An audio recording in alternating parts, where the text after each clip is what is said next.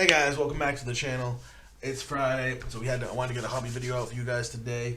I'm sorry about last week, and we did not get to what I wanted to show you guys last week because Master Duel had an update. We're catching up to the branded Despia format, and I wanted to show you guys the deck I made for that format in real life. And unfortunately, I couldn't get all the cards fast enough, but I have them all now, so we're here now. I've got some gameplay to show you guys along with this deck, so I hope you really enjoy it. This is the deck we're going to be rocking today. This is our Cyber Dark, well, our branded Cyber Dark deck. I've seen two different versions of this deck, one that leans more heavily into the branded cards. We're not doing that. We're using more of the Cyber Dark cards, but the branded engine really helps us get this into some pretty hefty offense and gives us some good outs to some other stuff. But if you guys want a full explanation, a full breakdown of this deck, let me know in the comments, and I'll be happy to make that video for you guys. But for now, let's jump into the gameplay. Now, this is a control deck, so we do want to go first as much as possible. I believe in this one, we will go first. Yep. Alright, so we start off with Cyber Dragon Court. Now, in this deck, I will tell you, Cyber Dragon Court is a bait. We do not need it to resolve. If it does happen to resolve, that's cool. It gets us into all our Cyber Dark cards. But every time we play it purely as a bait to draw out stuff like this, because we do not want them to gain the cards we actually care about. Now, looking at our hand, this is an okay going first hand, though Buster Dragon Destruction Sword is the one card we never want to see in our opening hand. It is the biggest brick in the deck. It is probably the only brick in the deck, but it still sucks to see it. So we link our core away for Almirage, standard Cyber Dragon play, but now we go into some Cyber Dark shenanigans. We use Cyber Dark Realm to search out Cannon. We discard Cannon to search out a Cyber Dark monster. I could have grabbed Claw, but Claw wouldn't have left me with a monster on the board, so we just went with Cannon. Now we use Cyber Dark Realm to get an additional normal summon Keel. I always start off with Keel because Keel is the worst one. So if he ends up getting destroyed, I really don't care. And then we attach the cannon. And then we set the double infinite impermanence. And you pass it, turn no. Now, if I remember correctly, we are playing up against heroes in this game. Oh, I remember this one now. Now that I'm thinking about it, this game pissed me off. So our point started off with Ferris. Decided to discard a card, summon Ferris. Obviously, we're not using Almirage unless we need to. But they go to use Ferris to set increase from the deck. We hit them with an infinite impermanence, and they chain Super Poly.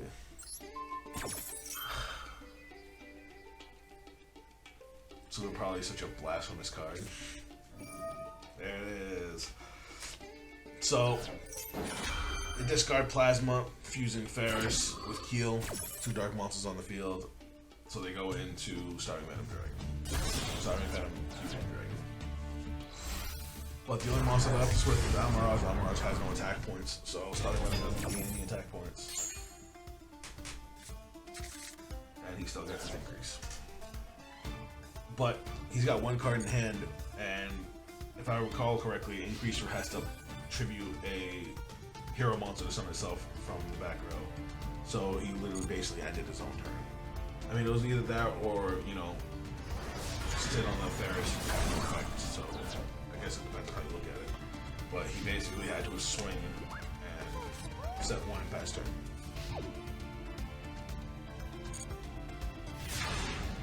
We're looking a little rough right now. Then we draw. Cyber Dark Inferno. Cyber Dark Inferno is only a brick in situations like this, where we have no monster to go along with it. So we want to set up some defense, so we use Core to summon Core from the deck.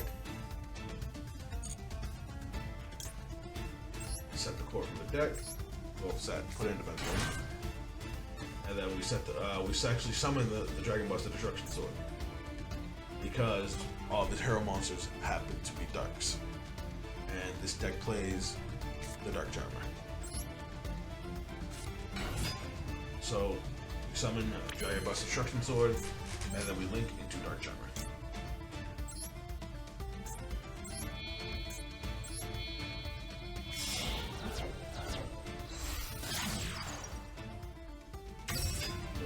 effects.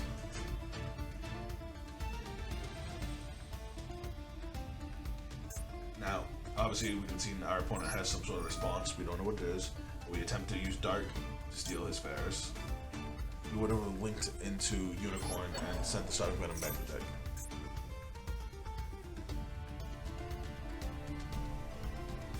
Now we can see our opponent has forbidden droplet.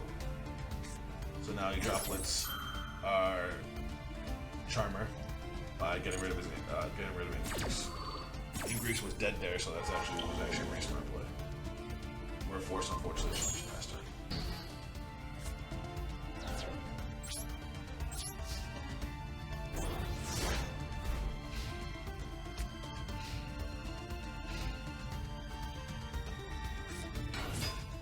Our opponent rips into Vion.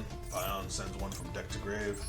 So we actually negate the Vion just to stop the plays altogether. We could have sent Malicious and then gone into their whole combo off this card. So we're just like, nah. So. Now you can see the battle phase, because that's all he can do. Just swings over 950 and hits me for 1,000. Oh, but this is what also sets us up. Another reason Dark is so good in the deck is because when Dark is destroyed, you can add a Dark monster 1500 attack points or less, which is the entire deck. Every Cyber Dark monster, all the Fauna Valdez, and even Albert. So we just grab Albert.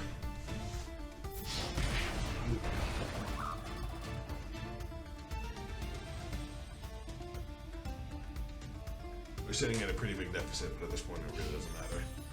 Our opponent has no defense on the board. Going in there, baby. Drop a turn. Hey, look, it's Super Poly, the same card that almost fucked us. Now, I should have used Core, summoned Core from the deck. That would have given me another monster to combo out with, but it is what it is.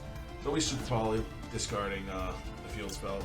And we make Dragos Tapalia. Dragos Tapalia is a dark monster plus a fusion. And it's a great card because it is a monster negate. Quick effect, you can put a Predator token on a monster, and while it has a Predator token, its effect's negated. But we summon Albert. Albert's effect gets us brand new fusion. Oop. Activate the brand new fusion.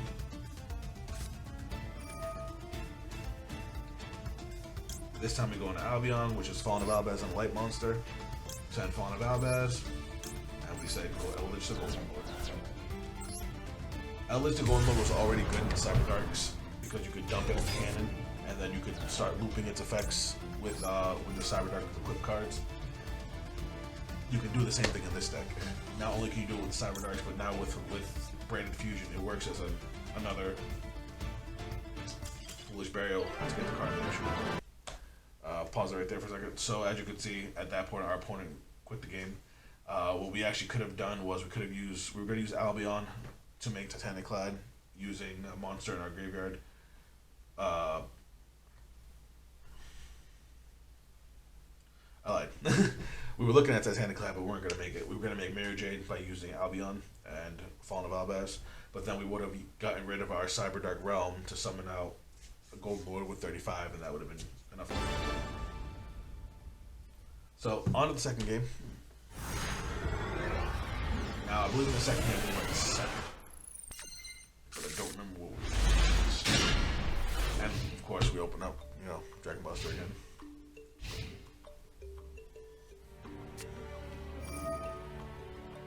Oh, yeah, we were playing against, I think it's Branded Live Twin. So, Branded opening, discards a card, special summons Albert from the deck. And then Albert searches for Infusion.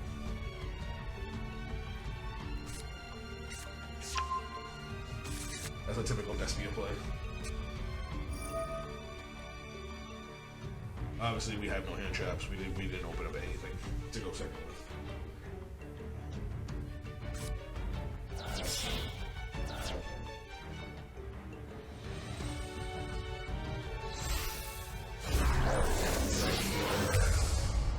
Now, everybody that wants to know how to fight against Despia, Lubellion.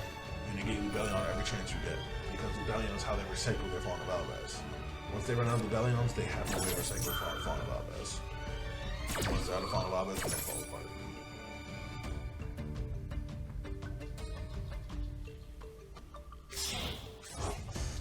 So in this case, he fused back Rebellion, fused back Fallen of Valdez, and now he's gonna make jumper card. If anybody that's watching this and doesn't know what Mary Jade does, he's about to use the effect right now, which I think is a mistake.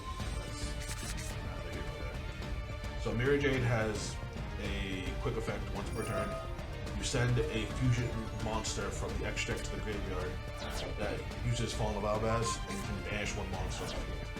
In this case, he banished his own. The reason he did that was to send a monster to the graveyard to set himself up. So the Albaz fusions have effects when they're sent to the turn they're sent to the graveyard. In this case, he's searching a branded spell trap card.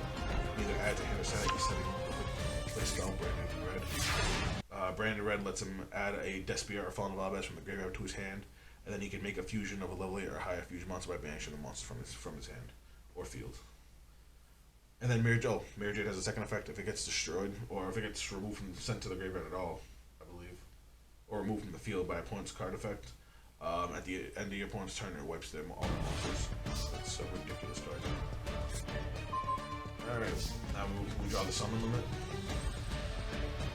So, we gotta start off with some baits. As much as I wanted to give, we start off with Cyberdark Realm. I was hoping they would negate the Cyberdark Realm, but nobody ever sees Cyberdark as a real threat. So instead, we grab Claw. Now, because we already have a Cyberdark in hand, we're basically already set up.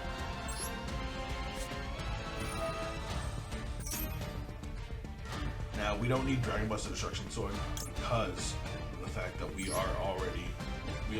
our opponent's already gone. They already have their extra deck out. So instead, getting rid of that from the hand, we get rid of Golden Lord and Fallen of Albaz.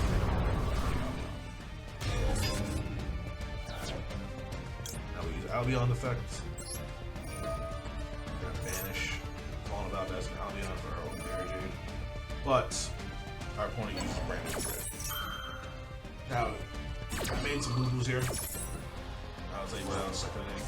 He adds back the Tragedy, and now he fuses to make a Guardian fusion. In this case, he makes a Guardian Chimera.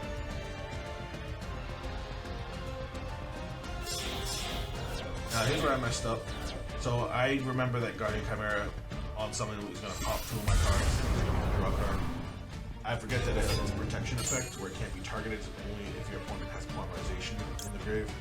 So what I should have did here was I should have made Dragos Tapalia even stop on it, because Dragos Tapalia negated his effect. But I forgot, but I thought I couldn't target him, so I went to Mary Jade. The way I saw with Mary Jade, I pop on Mary Jade, then Mary Jade's gonna throw all the monsters anyway. Or I could banish it right away with Mary Jade's effect. I also could have went into Titaniclad, because Titaniclad becomes immune to monsters from the extra deck. So that's another misplay I could make. Another misplay I did make. And then this was also a misplay. So because we only played Branded Fusion and we already had Branded Fusion in my hand, I didn't see a reason to get rid of Albion. So I sent Titaniclad to get a special summon at the end of turn. I figured if he had a monster, I could summon out Fallen of Albaz and just use it. But we just banished the Fallen of Albaz, so we only have one more. We don't want to pull the last one out of the deck. But these were all mistakes that I made going all the way. So we popped our 2 cards. We don't mind Realm getting popped because we haven't done something different. And Mary Jade is Mary Jade. It didn't stick already. So I double checked this card, make sure it doesn't have any protection. Demiurge just has the effect to summon itself. If it uses a fusion material. So we ditch Claw. This time we got the field spell. Summon Cyberdark Edge. Put Claw. And make more misplays. So, summon. This is the part I was talking about. So we play the field spell. Here's why. So we activate Golden Lord's effect, popping in Claw. I honestly wish it was cannon, but we had Claw, so it's fine. And now we get to summon out Golden Lord with 3,500. So what you would normally do in this situation is you would use the field spell to bounce back the edge, and then which gives you an additional normal summon. So then you would normal summon the edge, re-equip the Claw, and now you have 24 beats. Law's effect adds a Cyber Dark monster from the grave back to hand when it popped, which will pop themselves. So I accidentally added to hand, so now I'm stuck with the 800 Cyber Dark damage. So I was like, shit, I fucked up. And we would have been able to send a fusion monster to the grave, so we could have sent like Albion to grab him.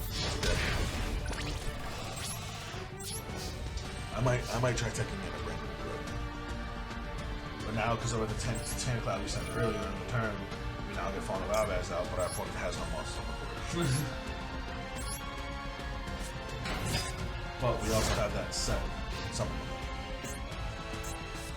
So now we get to see the other half of our opponent's deck. Kind of. As soon as I saw this, I knew we basically had the game. So this allows him to search one of the live twins. Grabs Kiss Kill. Summons Kiss Kill lets him get the other one from the deck.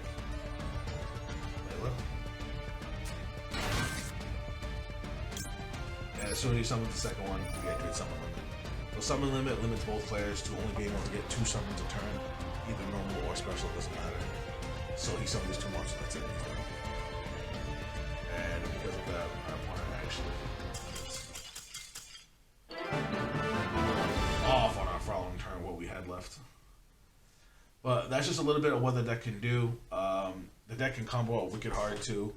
Off one card, I think there was one point where I had 4 monsters on the board because I went Albion, Lubellion, Mirror Jade, and then I brought back Golden Ward on its own effect.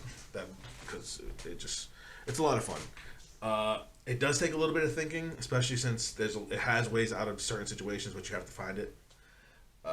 But again, if you guys want me to go through the deck card by card, I'll glad to make that video for you. Let me know what you guys think in the comments. Let me know if you guys think any techs I should try. Let me know any experimenting you've done with some of these cards.